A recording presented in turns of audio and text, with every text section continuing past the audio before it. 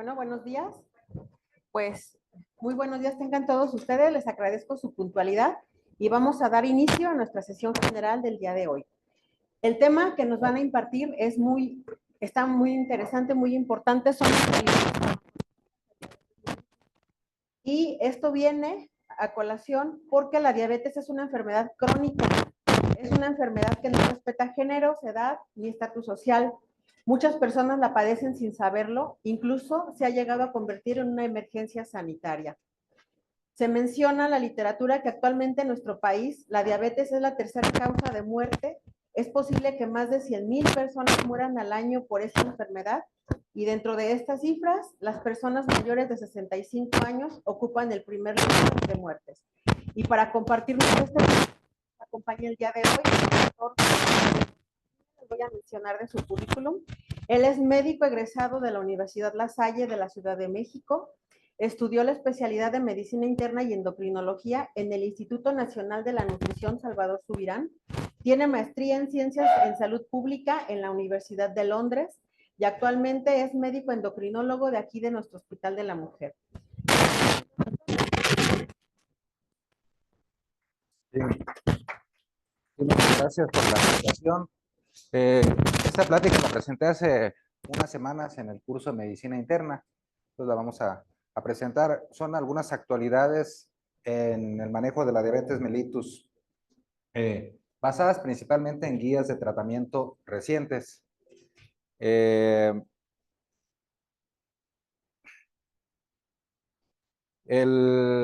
contenido hablaré un poquito como introducción sobre la importancia de un buen control metabólico en las pacientes con diabetes, las metas de tratamiento.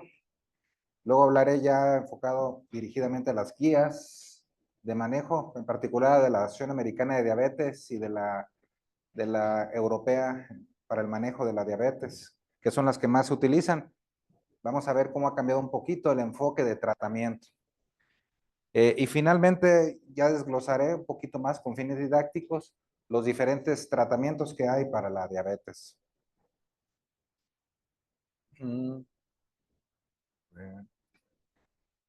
Ya. Como saben, la diabetes es una de las principales causas de muerte. En el año 2022 fue la segunda causa de muerte. Y si consideramos que la mayoría de los pacientes con diabetes, la principal causa de muerte en diabetes es la cardiopatía isquémica, pues casi pudiera estar en el primer lugar. Después siguen tumores malignos, enfermedades del hígado, pero es un problema de salud serio la diabetes. Por eso a los internos que rotan conmigo les comento que la diabetes es una enfermedad que hay que conocer muy bien porque por las implicaciones que tiene en cuanto a mortalidad y morbilidad, también afecta mucho la calidad de vida. Esta es una gráfica de un estudio prospectivo del Reino Unido. Es un estudio que se realizó en diabetes tipo 2. Un estudio muy importante. Fue en el Reino Unido y se tuvo un seguimiento largo de más de 10 años en personas con diabetes tipo 2. En ese estudio se observó cómo el aumentar la hemoglobina glucosilada aumentaban las complicaciones. Aquí podemos ver infarto al miocardio en cuadros y en círculos azules, complicaciones microvasculares como retinopatía, nefropatía. Vean cómo aumentando la hemoglobina glucosilada aumentan las complicaciones. Y en este mismo estudio se hizo un análisis, cómo disminuyendo un 1% la hemoglobina glucosilada, por ejemplo, que tuvieran 10, bajarla a 9, o de 9 bajarla a 8, disminuían las complicaciones asociadas a diabetes. Un 21% la muerte debido a diabetes, un 14% el ataque cardíaco, las complicaciones microvasculares que decía un 37%, y la enfermedad vascular periférica un 43%. Este cuadro es muy importante en la historia natural de la diabetes y siempre hay que tener en cuenta.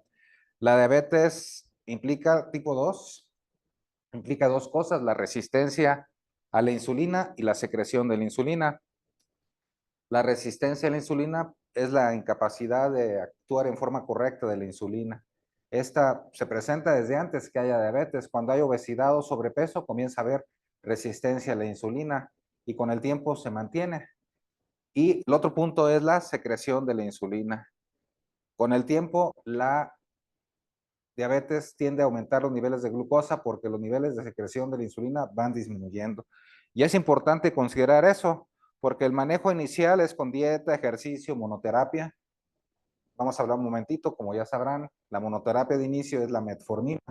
Y después hay que hacer terapias combinadas orales o insulina con terapias combinadas orales o insulina con terapias combinadas o insulina sola, perdón, e insulina en bolo.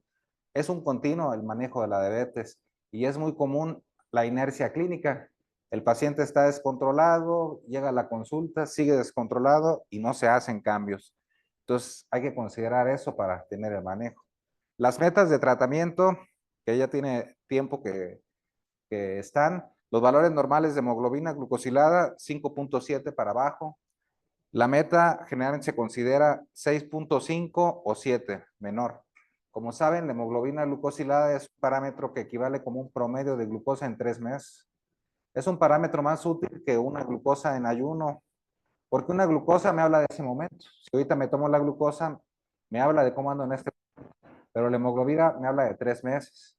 Si yo durante 2 meses no me cuidé, no me tomé el medicamento y de un mes para acá lo hago, mi hemoglobina va a estar alta, porque como son 3 meses, me va a captar los 2 meses anteriores. Y la hemoglobina glucosilada también es útil porque involucra no solo la glucosa de ayuno, sino la glucosa a través del día. Si ando más o menos en la mañana de glucosa, supongamos que 120 en alguien que ya con diabetes, y después de los alimentos sube arriba de 200, aunque la glucosa no parezca muy alta, la glucosa postprandial, esos niveles altos durante el día, nos van a elevar la hemoglobina glucosilada. De ahí la utilidad de este parámetro. Las metas en cuanto a glucosa de ayuno, menos de 130, la ADA mencionaba menos de 100, perdón, 110, la ADA menciona 130, aunque para tener hemoglobinas así de bajo, hay que andar cerca del 100. Muchos pacientes luego andan en 140, 150 y dicen, ando bien, ando bien. ¿Cómo sus niveles de glucosa? Bien. ¿Cuánto? 150, 140. No, lo adecuado es andar cercano al 100 y postprandial idealmente abajo de 140. Y esto hay que estarlo midiendo y haciendo ajustes regulares. Las metas de tratamiento hay que considerarse que no son muy estrictas, hay que considerar beneficios y costos. Por ejemplo, si el paciente tiene un alto riesgo de hipoglucemia, hace poco en medicina interna llegó, o 2 pacientes han llegado con hipoglucemia, una paciente de 90 años que no comía bien, un ejemplo de que el buscar una meta muy estricta nos va a dar más riesgo, va a ingresar con hipoglucemia que puede ser hasta mortal. En pacientes con diabetes de reciente diagnóstico, pues hay que tener la meta a valores prácticamente normales. El tener glucosas normales desde el inicio nos da un mejor pronóstico a la larga de la diabetes. Expectativa de vida igual. Pacientes con una expectativa de vida corta, no hay que ser tan estrictos. Nos aumenta las probabilidades de complicaciones. Las morbilidades, si están ausentes o presentes. Enfermedades vasculares, presentes o ausentes. En un estudio de un control intensivo en diabetes, los pacientes con enfermedad cardiovascular tuvieron más mortalidad al buscar las metas más estrictas. Y finalmente los recursos o el sistema de salud. Si se tienen recursos disponibles, pues, es esperable que se busque tener más armas para tener una meta adecuada. Si no, hay que adaptarse al sistema. De ahí entonces que este algoritmo que mencionábamos y que vamos a mencionar se debe individualizar en cada paciente. Ya pasando al tratamiento de la diabetes tipo 2, hay muchas opciones de manejo. Dependiendo del lugar del órgano blanco donde actúan. El primero pues es las células beta del páncreas. Aquí tenemos varias opciones. Las sulfonilureas, los inhibidores de la dipeptilpeptidasa 4 y análogos de incretina, que vamos a hablar en la segunda mitad con un poco de más detalle, son secretagogos a través de diferentes mecanismos de acción. En el hígado es un órgano que interviene mucho en la diabetes. El hígado produce glucosa. Cuando no comemos, el hígado es el responsable de que no caigamos en hipoglucemia. Y en la diabetes es un productor de glucosa extra.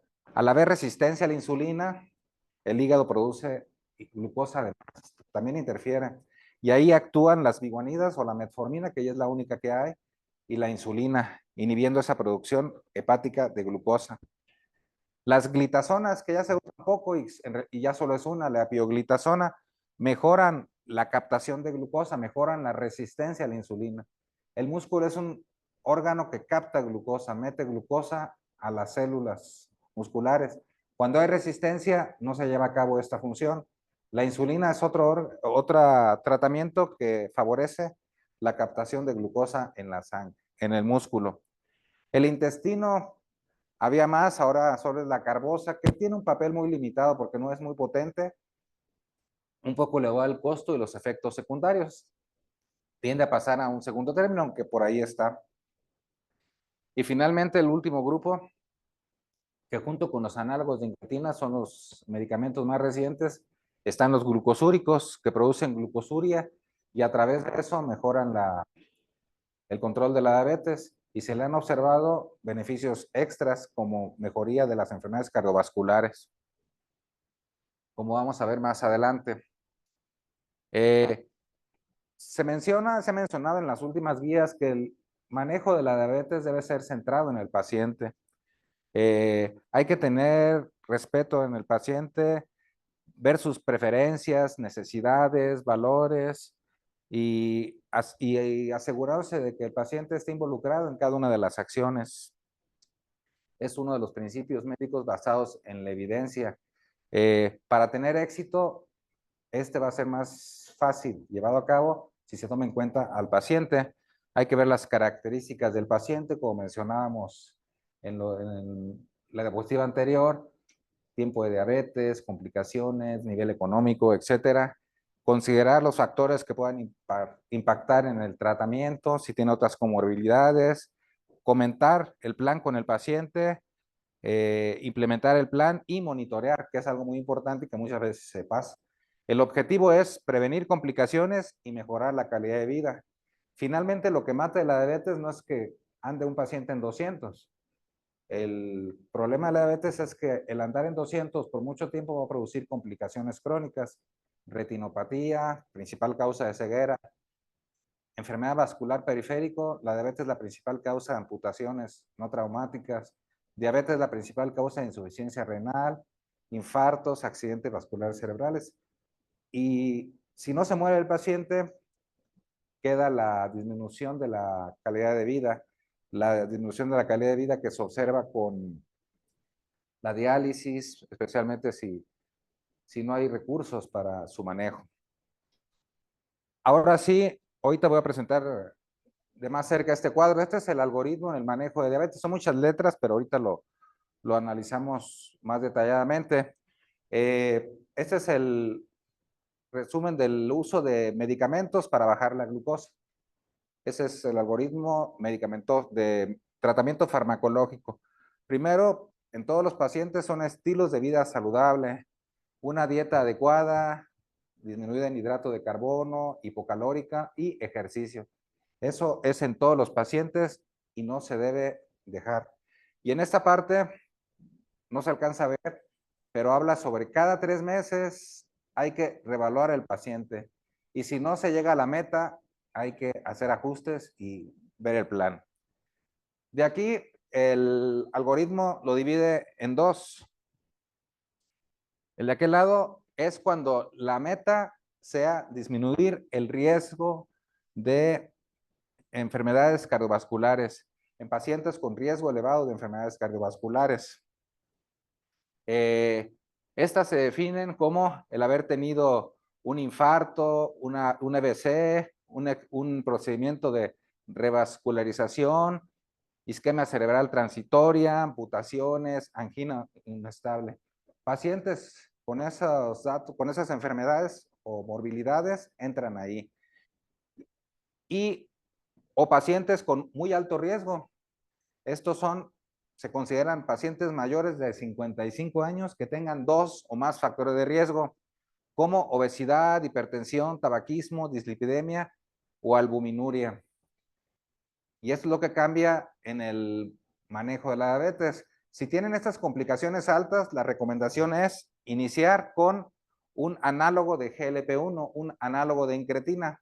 Ahorita vamos a hablar sobre lo que son los análogos de incretina con más detalle, o un glucosúrico que tenga beneficio cardiovascular. Si está la glucosa elevada, hay que agregar el otro. Si dimos el análogo de GLP-1, se agrega el glucosúrico. Si dimos el glucosúrico, se agrega el otro. Si a pesar de eso hay descontrol, nos vamos al otro lado del cuadro, que ahorita lo vamos a ver. Otras indicaciones de medicamentos en personas con alto riesgo son los pacientes que tienen insuficiencia cardíaca. Si tienen insuficiencia cardíaca, el medicamento de elección es el glucosúrico. El glucosúrico actúa eliminando glucosa, pero también se disminuye en cierta forma, aumenta la excreción de líquidos y eso mejora la insuficiencia cardíaca, disminuye las hospitalizaciones por descontrol de la insuficiencia cardíaca. De hecho, hasta los cardiólogos lo dan, está indicado para manejar la insuficiencia cardíaca, aunque no tenga diabetes. No es muy potente como hipoglucemiante, como vamos a ver en un momento. Y finalmente, en este grupo, la insuficiencia renal, la falla renal. Si hay una depuración de creatinina menos de 60, está indicado utilizar el glucosúrico también, o el inhibidor el análogo de GLP-1, pero principalmente es el glucosúrico. Este es en parte el cambio que desde hace unos años se hace en cuanto al manejo de la diabetes. Luego por ahí hay mucha información de laboratorios, de los beneficios de estos medicamentos. Estos beneficios se observan en personas con alto riesgo. Una persona que va comenzando con la diabetes, que no tiene cardiopatía isquémica ni tiene estos factores de riesgo, pues no se va a beneficiar tanto de esto. Estos beneficios son en personas con alto riesgo. Del otro lado está cuando la meta sea mantener y llevar el control glucémico y llevar a un control glucémico adecuado y mantenerlo. Y también el control de peso. Aquí se divide en dos. Cuando sea la meta el control glucémico, hay varias formas de llevarlo a cabo. Está la metformina, que ya mencionamos, ya lo saben, es el medicamento de primera elección en el manejo de la diabetes. Si se tiene diabetes, debe permanecer durante todo el tiempo de la persona que tenga diabetes, mientras no haya complicaciones. Está como de moda, dicen luego frecuentemente los pacientes que la metformina afecta al riñón. Luego se las quitan a los pacientes porque le va a afectar al riñón. La metformina no produce no es nefrotóxica ni afecta al riñón.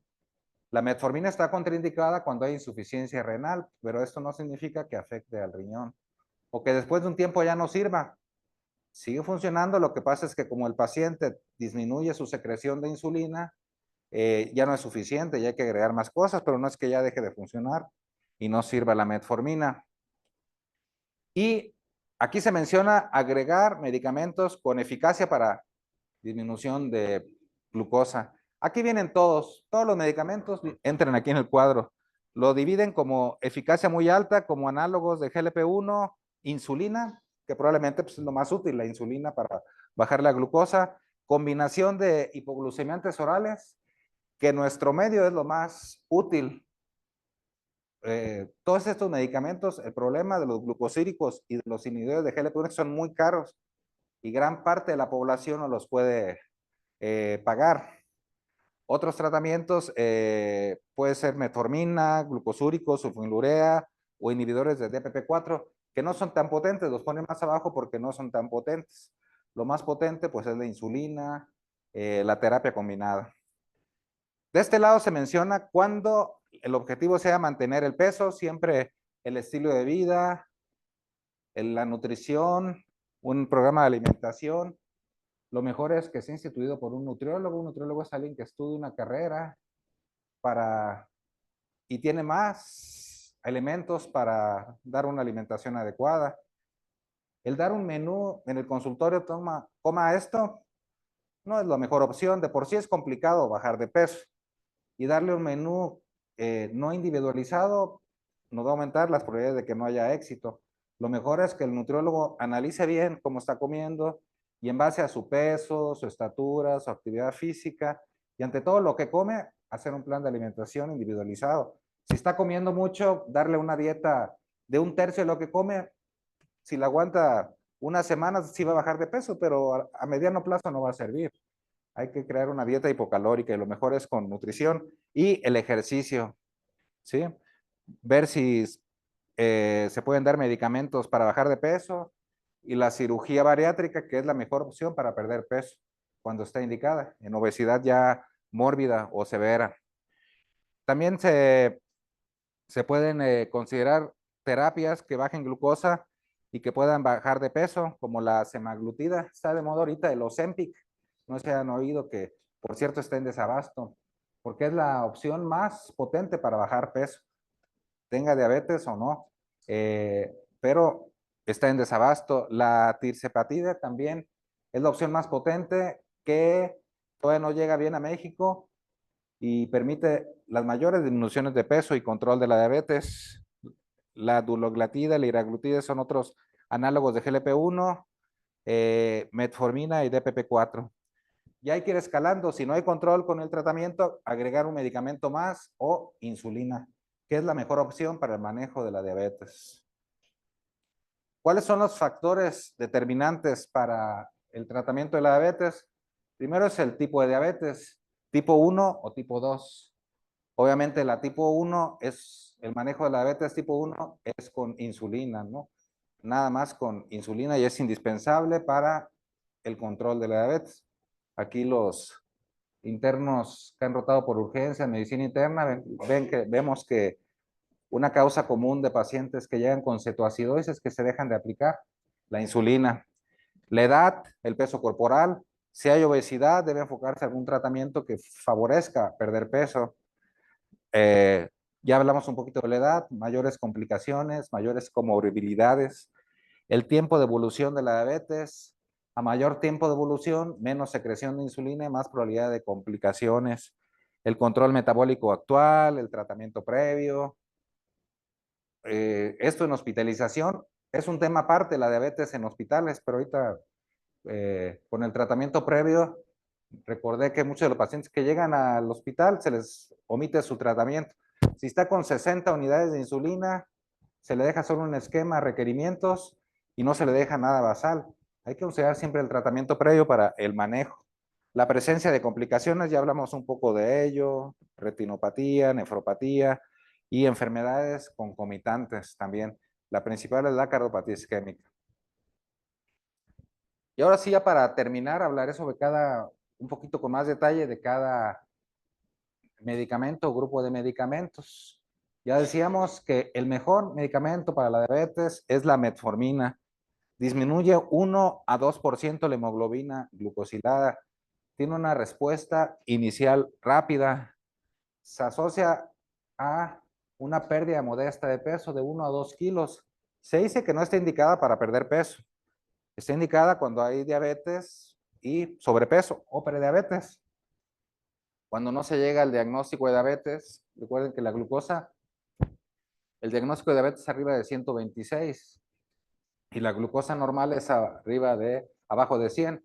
Si está entre 100 y 126, eso equivale a prediabetes y también se trata con metformina como una diabetes, dieta y ejercicio. Tiene efectos benéficos en lípidos. La metformina mejora la resistencia a la insulina.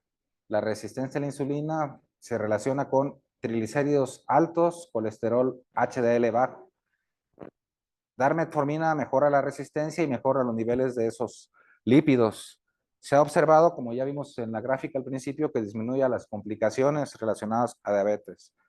Y lo principal es barata, da un riesgo bajo de hipoglucemias o un riesgo muy nulo porque no es un secretador, solamente mejora la resistencia a la insulina y principalmente a nivel hepático. Cuando hay resistencia a la insulina en el hígado, no le hace caso a la insulina de que no produzca glucosa y produce de más. La insulina le dice al hígado, no produce glucosa. Cuando comemos, se produce insulina y se detiene la secreción de insulina en el hígado. El hígado no necesita producir insulina porque está proviniendo de los alimentos. En periodo de ayuno, el hígado es el productor neto de glucosa que evita la hipoglucemia, como mencionábamos hace un momento. Desventajas, efectos gastrointestinales frecuentes. Es común que haya meteorismo, diarrea. Algunos pacientes luego no lo toleran. Hay algunas presentaciones de metformina de liberación prolongada que disminuyen un poco estas molestias. Si el paciente las tiene, es conveniente probar con estos medicamentos. Si no tiene molestias, en efectividad son similares. La de liberación prolongada, que son un poco más caras que las otras. Siempre considerar el nivel socioeconómico de los pacientes para el tratamiento de la diabetes. Riesgo de acidosis láctica bajo, puede disminuir un poco los niveles de vitamina B12. No se recomienda dar complejo E a todos los pacientes con diabetes o que reciben metformina, pero considerarlo. Y está contraindicada con insuficiencia renal o una insuficiencia cardíaca ya avanzada. Es decir, el principal medicamento para la diabetes que debe iniciarse en todos. Antes como que se decía dieta, ejercicio. Si no baja la glucosa, se agrega metformina. Ya desde hace unos años, la indicación es dar metformina desde el diagnóstico. Finalmente es complicado luego seguir la alimentación o no se sigue en forma óptima. Y en la práctica siempre usamos la metformina, no nos esperamos a ver si con dieta y ejercicio baja, porque la mayoría de los pacientes no lo bajan. Aquí vemos en esta gráfica cómo el riesgo de infarto al miocardio, aquí son los pacientes con metformina, estos son datos del estudio prospectivo del Reino Unido, como con los años, 10, 12 años de seguimiento, que es la importancia de este estudio, vean cómo el pacientes con infarto, este fue infarto agudo menor con metformina que con otros tratamientos convencionales que eran sulfonilureas. Y a la larga, a 10 años de seguimiento, persistía la disminución de cardiopatías isquémica. El otro grupo de medicamentos muy importantes en nuestro medio porque son baratos y son efectivos son las sulfonilureas. Aumentan la secreción de la insulina a nivel pancreático, disminuyen 1 a 2% y tienen una alta respuesta inicial. Son baratos y algunos se pueden administrar una vez al día. Las desventajas sí pueden producir hipoglucemia, aunque la hipoglucemia se presenta principalmente en pacientes ya muy ancianos que no comen bien. La mayoría de los pacientes no va a ser un riesgo la hipoglucemia. Se pueden utilizar sin mucho problema. Hay tendencia a aumento de peso. La insulina es una hormona anabólica, luego favorece mayor apetito. Igual las sulfonilureas pueden asociarse a 1 kilo, 2 de aumento de peso, que no es muy significativo. Siempre es bueno no subir de peso, pero considerando el nivel de los pacientes, lo importante es que baje la glucosa, con lo que sea. Y esta nos da una opción barata. A veces las alergias pueden ser, hay que ver que no sea alérgico a sulfas, aunque no es lo mismo que el sulfametoxazol. No todos los que tienen alergia a sulfas presentan a climinclamida, pero tener precaución e informar al paciente cuando se va a iniciar. Cuando hay falla renal o hepática, también. Por ahí hay algunos estudios donde se vio la seguridad cardiovascular y se insistía mucho en que las hipoglucemias, los sulfonilureas, podían aumentar el riesgo cardiovascular. Aquí vemos este metaanálisis de seguridad cardiovascular de más de 115, donde no observaron una asociación constante para eventos cardiovasculares. Aquí vemos cómo, aunque favorecía que las sulfonilureas podían producir aumento de riesgo cardiovascular, no fue estadísticamente significativa, no se relaciona a este aumento de riesgo. Por lo tanto, son una muy buena opción para el manejo. Metformina, glibenclamida en la mayoría de los pacientes. Y es muy barata. Otras son las pioglitazonas. Antes estaba la troglitazona que salió del mercado por falla hepática, la rosiglitazona que también salió del mercado por alteraciones adversas en lípidos. La pioglitazona es la única que está, disminuye la resistencia a la insulina. Ya veíamos que a nivel muscular disminuye 1 a 2% la hemoglobina glucosilada, no se asocia a hipoglucemias, es muy raro, se administra una vez al día. Dentro de las desventajas, aumento de peso, 1 kilo 2, aunque ese aumento de peso no es obesidad abdominal, como que es aumento de grasa corporal total. La grasa abdominal es la que se asocia a mayores efectos adversos. Inicio lento de acción, se puede asociar a edema e insuficiencia cardíaca. De hecho, en insuficiencia cardíaca están contraindicadas, se puede asociar a cáncer de vejiga, hay duda, y a osteopenia, y el problema es el costo elevado. Es un poquito caro, aunque ya lo venden en genérico, pero sí es más caro que otras opciones de tratamiento. Se pueden agregar a metformina, glibenclamida, o puede ser la metformina con pioglitazona. Pasando ya casi para terminar al otro grupo de medicamentos, los análogos de GLP-1. Estos medicamentos actúan a través de este grupo de hormonas de incretinas. Las incretinas se producen cuando se ingiere comida. Se secreta GLP-1, que es la principal incretina. Es el péptido similar al glucagón que se produce en las células L del intestino. Y este a su vez va a estimular la secreción de insulina dependiente de glucosa, que es por otro mecanismo, no es el mecanismo típico de que la glucosa entra al páncreas y despolariza la célula beta. Es a través de estas células, de estas incretinas que se producen en el intestino. Suprime la secreción de glucagón, el glucagón eleva glucosa. Hace un poco más lento el vaciamiento gástrico, por eso se usan mucho para bajar de peso. El hacer más lento el vaciamiento gástrico produce saciedad y esto se relaciona con aumento de peso. Disminuye la ingesta de comida. Los inhibidores de la DPP4, la dipeptilpeptidasa 4, esta es la enzima principal de metabolismo de las incretinas. Al inhibir a esta enzima que se relaciona con el metabolismo de las incretinas, va a haber mayores niveles de incretinas, aunque los mejores resultados se observan con los análogos de GLP-1. Los DPP4 es menor. Ventajas de los DPP4: no aumentan de peso como las sulfonilureas, prácticamente no hay hipoglucemia, se puede administrar una vez al día, segura en falla renal o cardíaca. En algunos hay que ajustar cuando hay falla renal, bajar la dosis a la mitad, otros no. Desventajas: puede haber infecciones respiratorias, que es rara, no es tan potente, bajan solos la hemoglobina glucosilada 0.6, bajan más cuando se combina con metformina, de hecho se vende ya combinada, y es el costo elevado, ¿no? Arriba de 1,400 pesos cada vez. Aquí se disponen de algunas, ¿no? Aquí en el hospital hay linagliptina y sitagliptina, aunque no hay siempre. Si se acaba, luego involucra un costo para el paciente. Aquí vemos eficacias de varios DPP4, alogliptina, linagliptina, etcétera. Como veíamos, en cuanto a disminución de hemoglobina, 0.5, 0.6, 0.7, no son tan potentes. Involucran más la glucosa postprandial. Como se relacionan con las incretinas que estimulan la glucosa después de alimentos, son más para glucosa postprandial. De ayuno bajarán unos 20 miligramos la glucosa. Postprandial sí es un poquito más. Si es combinada con metformina, es mejor.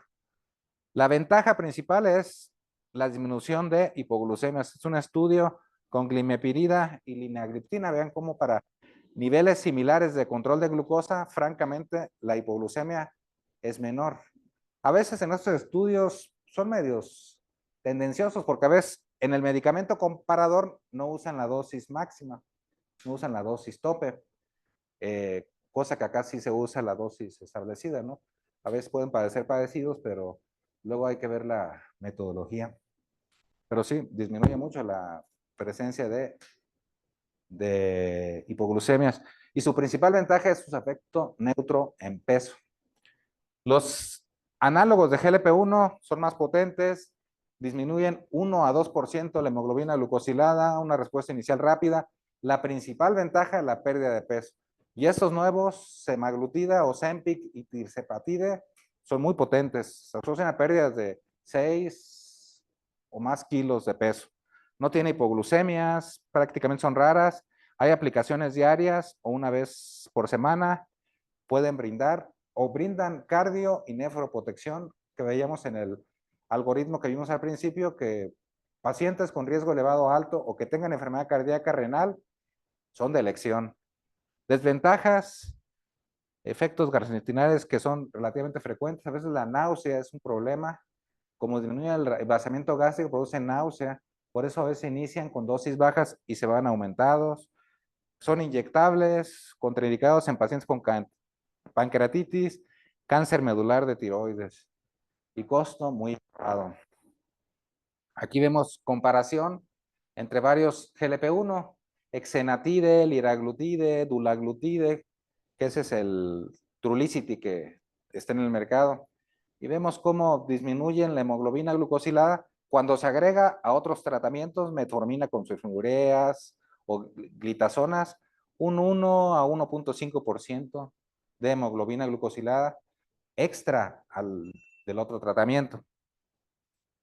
En peso, porcentaje en kilos, 3 a 6 a 3.5 disminución de peso agregados a otros tratamientos. Estas son las mejores opciones en cuanto a disminución de peso y se pueden utilizar en pacientes con sobrepeso aunque no tengan diabetes. Principales ventajas que se han observado es la disminución de eventos cardiovasculares. Este es con liraglutide, semaglutide, albiglutide, todos observan cómo la línea roja, que es la del tratamiento, se relaciona con menos eventos cardiovasculares estadísticamente significativos. Aquí vemos también cómo con dulaglutide, además de eventos cardiovasculares, disminuyen la nefropatía diabética, el porcentaje de disminución de nefropatía diabética. Esto es con insulina y esto es con los análogos. Disminuyen la progresión de la nefropatía diabética. GLT2, ya casi para terminar. Los glucosúricos tampoco son muy potentes. Disminuyen la absorción de glucosa en el riñón y producen glucosuria, bajo riesgo de hipoglucemia. Una ventaja que no he mencionado es pérdida de peso por pérdida de glucosa. Se asocian a pérdida de peso. Son buenas opciones junto con la metformina para un efecto más significativo en el peso. Disminuyen también enfermedad renal y dan protección cardiovascular. Desventajas pueden asociarse con infecciones micóticas, genitales o urinarias. Puede haber algo de deshidratación, aunque no es muy importante, no es significativo, igual que la hipotensión ortostática. Bajan generalmente la presión arterial 2, 4 milímetros de mercurio. Por lo tanto, son muy útiles en personas con hipertensión. Riesgo de amputación, hay dudas. Cetoacidosis también es muy poco frecuente, especialmente cuando hay diabetes tipo 1. No es conveniente utilizarlos. Se pueden asociar con cetoacidosis normoglucémica.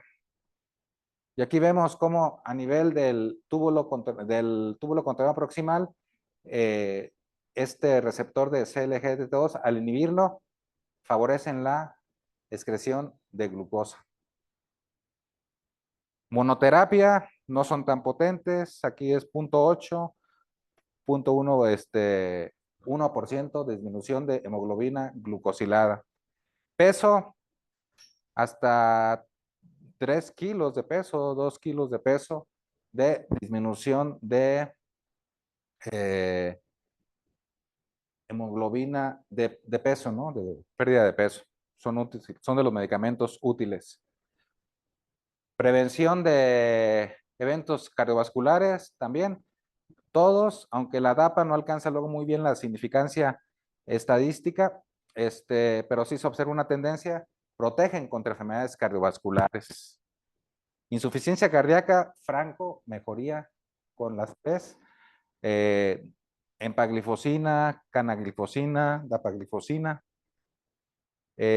Falla renal, también se observa una mejoría de la progresión de la insuficiencia renal o de la falla renal. Insulinas es el mejor hipoglucemiante, una respuesta rápida, se puede usar en enfermedades como situaciones especiales como una enfermedad, una infección grave, cirugía, embarazo, enfermedades graves.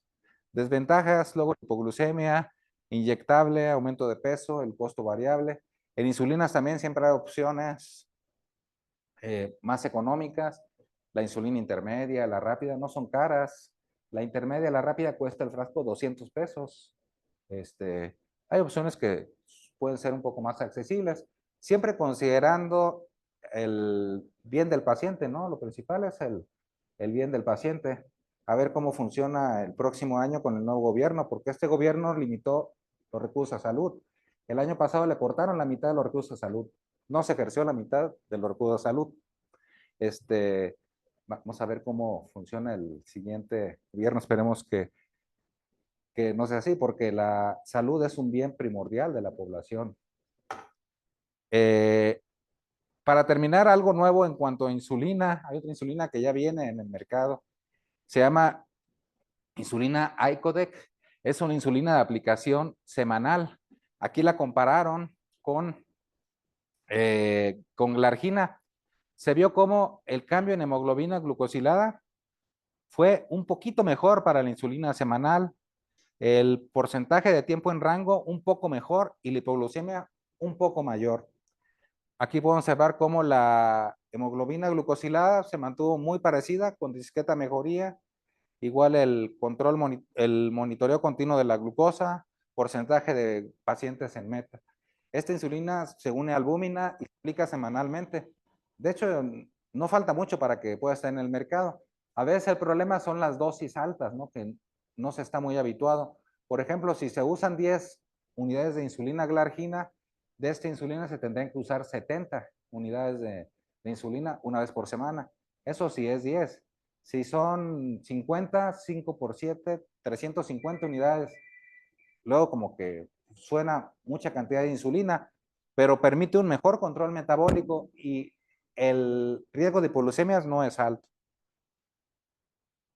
Con eso quise dar un panorama general para ver con detalle el manejo, las guías de práctica. Es otro el objetivo de la plática e implicaría más tiempo. No sé si tengan algún comentario o pregunta referente a esto. En las guías de práctica clínica, por ejemplo, hay unas que hizo la Secretaría de Salud, más que ya por tiempo ya no quise ponerlas, pero implica casi una parte, viene cómo es el algoritmo en un paciente con diabetes. Dar metformina si no hay control o está muy descontrolado, metformina glibenclamida o metformina inhibidor de DPP4. Si no hay manejo, si no hay meta, si está con metformina glibenclamida, puede agregarse un DPP4 o insulina combinado con hipoglucemiantes. Y esa insulina la vas aumentando. La insulina es un tratamiento eficaz y barato que permite el control de metas en la mayoría de los pacientes. Sí. Porque se asocia a más complicaciones, se puede hacer más complicaciones, riesgos de acidosis láctica. Los casos que se presentan de acidosis láctica es cuando hay insuficiencia renal, que se contraindica ya cuando la depuración está abajo de 30. ¿Sí? Una creatinina menor a 2. Y les decía, les insistía de que luego está muy arraigado el hecho de que la insulina, por esa contraindicación, se dice que hace mal al riñón, ¿no? Luego médicos, frecuentemente llegan pacientes, me lo quitó el doctor porque me hace daño al riñón la metformina. No, la metformina no es nefrotóxica. La diabetes es la que es la nefrotóxica y ya cuando hay problema renal no se debe dar. Sí.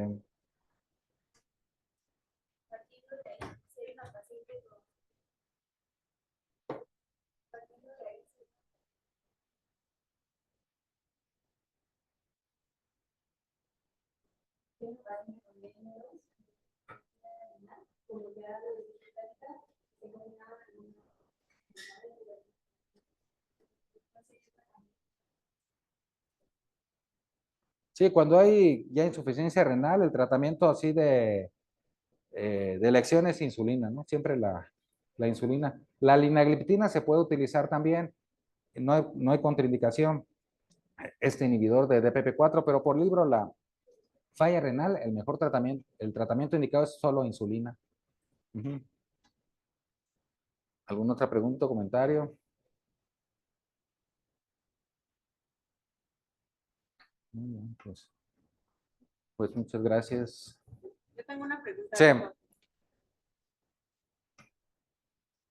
Una pregunta. En su práctica médica, doctor, ¿qué ha identificado como la principal causa en la falla o la falta de apego al tratamiento de los pacientes con diabetes?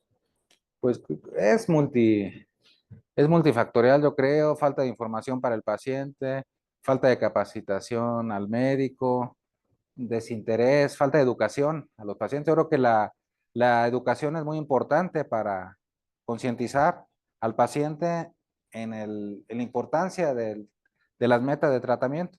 Muchas veces decirle cómo el estar bien no significa sentirse bien, sino tener una glucosa en meta, que son los niveles que vimos.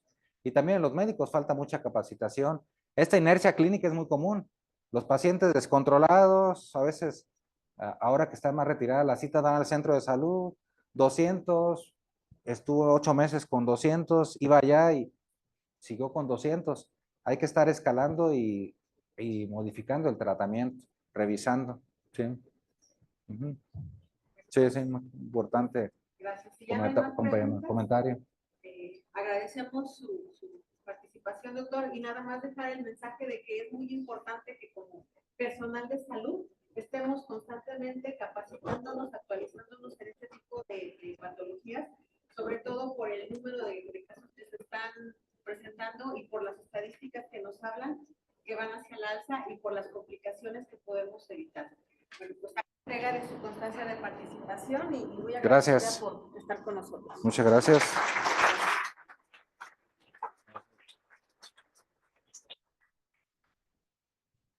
Bueno, estaríamos terminando por el día de hoy. Solamente le pido a los médicos internos que nos esperen un momentito y los demás se pueden retirar. Gracias.